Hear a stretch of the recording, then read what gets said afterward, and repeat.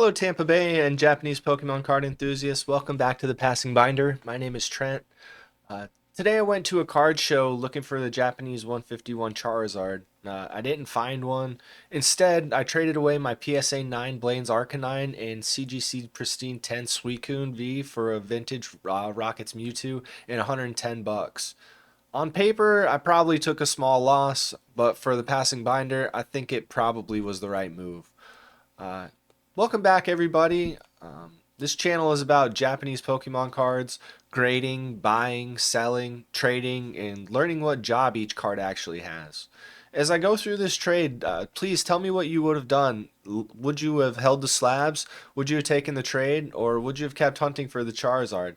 And if honest collector business decisions are your lane, liking and subscribing genuinely helps the channel. So today I went to the Clearwater, Florida TCG Trade and Play show on Old Coachman Road. My goal was to find a Japanese 151 Charizard SAR. I brought my slabs and a few raw pieces of raw inventory as trade pieces. I saw a lot more Japanese sealed today. Not that I'm really hunting for that anymore, but it was heartening to see. But I saw fewer vintage Japanese singles today. Perhaps that was because I had a little tunnel vision on a target, but I really just didn't notice the same volume of those older cards that I had been seeing. So, for instance, the last show I went to, I came home with 6 or 7 vintage grading candidates. This show, I only came home with one card at all. So, not to be flippant about it, I love this card, and we'll get to him shortly. But so the goal was the 151 Charizard, as I mentioned, but I didn't find one. I saw the English one everywhere, and congratulations if you had him. He's moving up rather quickly. When I started going to shows and shops a few weeks ago, I was seeing him regularly for $800 to $1,000, and I saw a few today for $1,600. So he's definitely going up. That being said, I'm still staying Japanese focused. That's just my lane, and I prefer it that way. Uh, Today I went in with a target, but the market doesn't owe me that target. So the raw Japanese Charizard wasn't there. The English one was much easier to find. Vintage Japanese singles were definitely thinner than expected. So the shows are becoming less about what can I buy and more about what's actually available today. So part of the passing binder is becoming a record of what the Tampa Bay market actually looks like. So um, let's talk about the trade. I sent out my PSA 9 Blaine's Arcanine and my CGC Pristine 10 Suicune V, and I brought in this Rockets Mewtwo and 110 bucks. Thanks, Dave, for making the deal with me today. He was very straightforward, really awesome to work with. His 80% vendor value was appreciated. It was great. His comps, incidentally, were exactly what I paid for the cards on eBay, so it's not like I can argue with that. He like pulled my numbers right out of the ether. I understood going in that I wasn't going to get full retail, and I accepted that liquidity has a cost. So retail value isn't cash value, and that's one of the lessons I paid for today. But let's talk about why I took the trade anyway. I don't want or can't have dead inventory. I'm not one of these vendors operating on thousands of dollars budget and have a set thing. I'm a guy doing this in my spare time, part hobby, but taking it as seriously as I can. My CGC submission already has about $500 in capital tied up. My project needs movement. Slabs sitting forever don't help the system. Rockets Mewtwo, it definitely fits the vintage Japanese story lane. We'll get into why I love this card here shortly.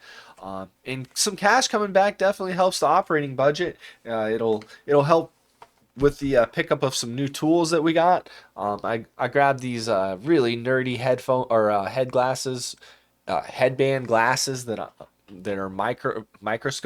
microscopic glasses with an LED light. I'm really anxious to try those out. And I picked up a wearable camera because one of my favorite things lately is watching folks make deals, and I want to capture mine. So everybody videos everything at these shows. I don't think it's going to be too terribly awkward to try it. That being said, I do have some apprehension about it. I am a little nervous, but we're going to push forward anyway. So bringing in some extra money definitely helps me to bring in more cards, bring in some more tools, and make me more able to do a good job with the presentation and where I'm going. Really, the next thing I want to touch on is you know the passing binder. It can't work if every card becomes a shrine. Um, so these cards have jobs. The slabs had done their job. Today their next job was to become Rocket's Mewtwo and some working capital. Really quickly, I want to touch on a card I passed on. There was a Blaine's Charizard right next to this Mewtwo, and I love that card. It also fits my lane perfectly. Um, the vendor, he was really awesome. He told me right off the bat this was probably a PSA 9. The only reason that he didn't submit it was because there was a scratch in the hollow. I like that shot straight to my heart. Like I've just felt so good about that guy just telling me that. Thanks again, man. But I had to pass on that one because the condition killed the job, like so really another awesome lesson that I get to relearn every time I go to a show is I can love a card and I can still not buy it. Um, that being said, I want to talk about a new development in the movement of cards specifically. My first eBay sale happened this week. The Dark Scizor and the Togetic found a new home. They were sold together. The buyer actually reached out to me and asked me if we could figure out how to package them together. And so I learned how to do bundled shipping. And it's just another example of how the cut grading candidates can still become the honest raw collector cards or go in someone's binder where they can appreciate them. The eBay store is not separate from the channel. It's how cards keep moving through the passing binder. So I invite you to take a look at the listings if you're interested. I take corner, front, and back photos and close-ups of every corner. I'm more than willing to take extra photos if you request them, or if you want to make a deal some other way, or perhaps make a trade. I'm definitely open to all of those things. The cards are meant to move, and this is just another lane for that to happen. So let's talk about the Rockets Mewtwo. I really, really love this card.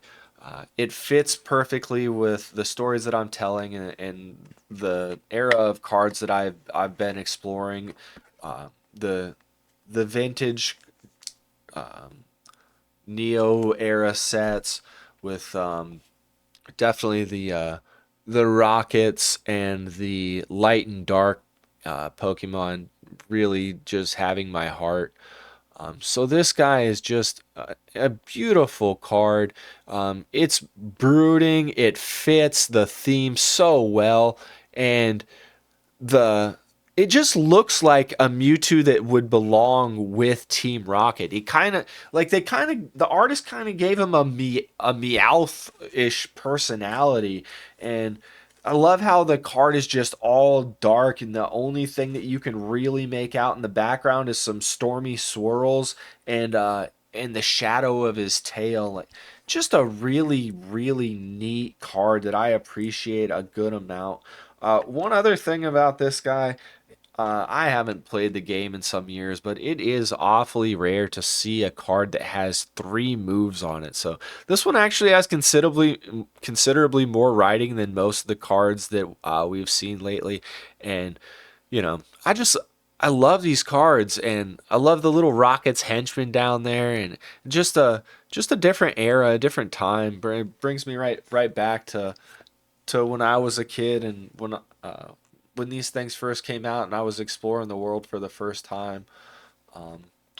So today I went looking for the Charizard. I ended up coming home with the Rockets Mewtwo, $110, and a better understanding of what the passing binder is becoming. Audience, please let me know. Would you have made this trade or would you have held the slabs? If you want to follow the movement of cards through grading, eBay, trades, shows, and whatever lessons come next, please like the video, subscribe, and I'll see you in the next one.